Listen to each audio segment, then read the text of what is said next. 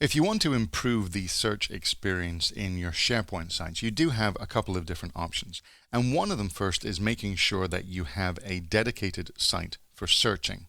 You may already have one, so certainly ask your administrator if you don't know whether you've got a search center or not.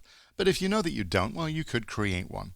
Just to show you where that option is, I'm going to create a new site. Go to my new site window. I'm looking, of course, at the Silverlight version.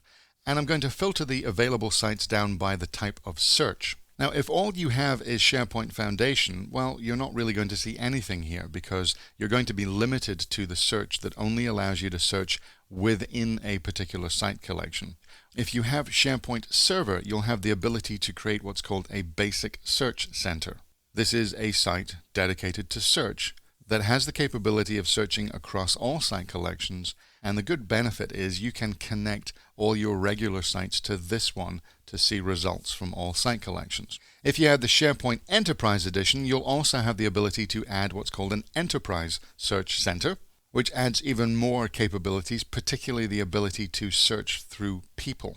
Now, the one I'm not going to cover is what's called the Fast Search Center. This is only really relevant if your administrators have also purchased and installed Microsoft's Fast search engine, which is based on a Norwegian company that they acquired a few years ago. This is intended to be a very, very enterprise level search engine for large organizations with massive amounts of content.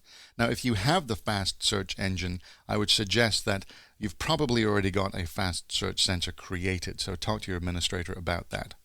I'm going to create a basic search center here. Now, this can be created as a subsite, which is fine, but also obviously created as the top level site in a new site collection. And really the choice there is, where do you want this search center to be available? If I just wanted to create a search center for a few people, and they were the same people as on my team site, well, I could create it as a subsite, and that would be fine. If I wanted to make this search center available to everybody in the organization, I'm probably going to get it created as the top level site in a new site collection, just so applying security is easier. Nevertheless, I'm going to create this one here just to show what this looks like.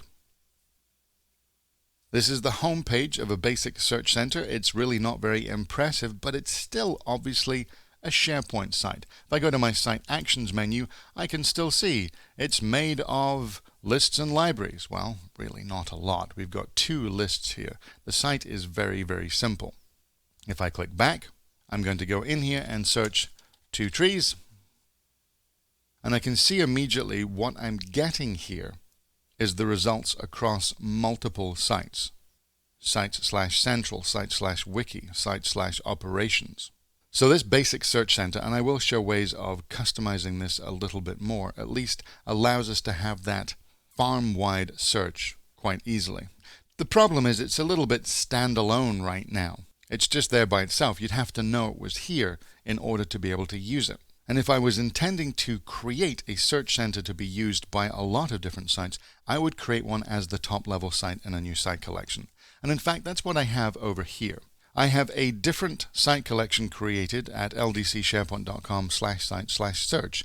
And what I've put here is the Enterprise Search Center, which doesn't look all that different from the basic search center if I switch between them. The obvious difference here is I've got little tabs, All Sites Search and People Search.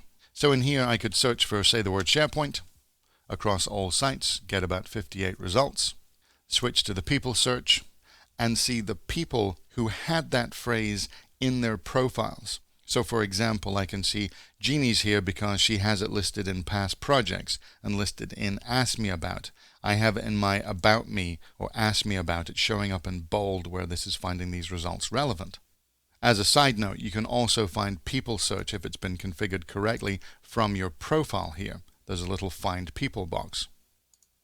But the real question here is, okay, we've got a site dedicated to search. How do my users know that it's there? Well, the answer is they really don't. You're going to have to do it so you can connect one to the other. What do I mean by that? Well, let's go back to my team site that I've been using all along. This is the one where right now, if I search something here, I just get 4 results because it's searching inside this site. I would like this search box Instead of searching just locally, I'd like it to connect and pass through that query to my enterprise search center so that I'm searching all sites. And I can do that. I'm going to go to the Site Actions site settings of this site. Now I'm at the top level site, which is where I want to be because I need to go to my site collection administration.